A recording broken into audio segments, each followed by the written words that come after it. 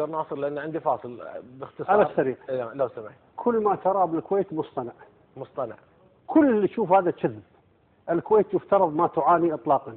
صحيح. ولا واحد فيكم الا لازم يكون عنده بيت وسياره وتامين صحي وعلاج وتعليم في ارقى الجامعات وشاليه ومزرعه وعنده كل شيء. شاليه. شوف طال عمرك عشان شوف اذا هذا المدخول اللي عندنا حسب ما تقول الحكومه. نعم. اذا قسمتها على عدد السكان الموجودين كل الكويتيين الاصليين والمجنسين وبالترقع الموجود عندكم واعمال جليله ودنابك وغيره 1,200,000 كويتي، يقسمهم على 6 200,000 عائله.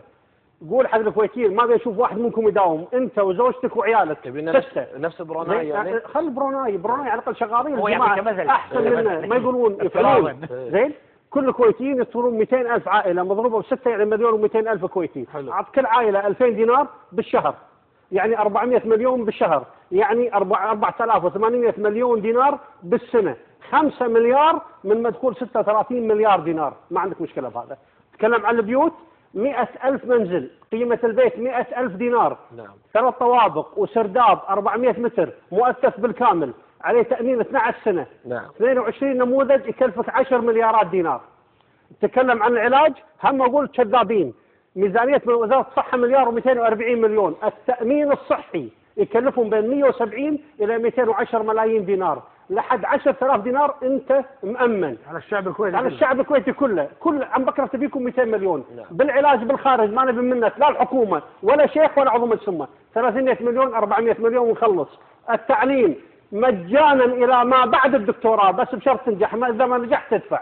انجليزي عربي فرنسي داخل الكويت برا الكويت هذا ما له علاقه، هذه فلوسك وروح كمل دراستك. يبا القضيه ببساطه والله العظيم انهم يعنون ما يفعلون بنا، والله يقصدون ذلنا ويقصدون اهانتنا ويقصدون تحقيرنا ويبون نظل طول عمرنا نتوسل لهم ونقول تكفون اعطونا بيت واعطونا مزرعه واعطونا شاليه واعطونا تعليم واعطونا علاج. ما حد له فضل علينا، هذا فضل الله سبحانه وتعالى نستحق غصبا عليهم وبالحق وبالقانون وبالدستور. طيب. وهم يقصدون اذلالنا.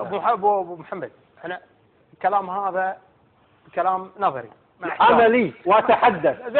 اي واحد مدرس قانون ومدرس رياضيات ومدرس اقتصاد، حط مدخولنا وحط مصروفنا وانا اوريك الفرق. زين انا اتفق وياك، انت ليش ما يقدم هالكلام يعني بدراسه؟ موجود بدراسه قتلناه دراسات قدمت قدم كل مكان. شوف طال عمرك عملت في جامعه الكويت مركز دراسات استراتيجيه ومستقبليه والشاهد ماني غانم النجار. شوف دراساتنا اللي قدمناها.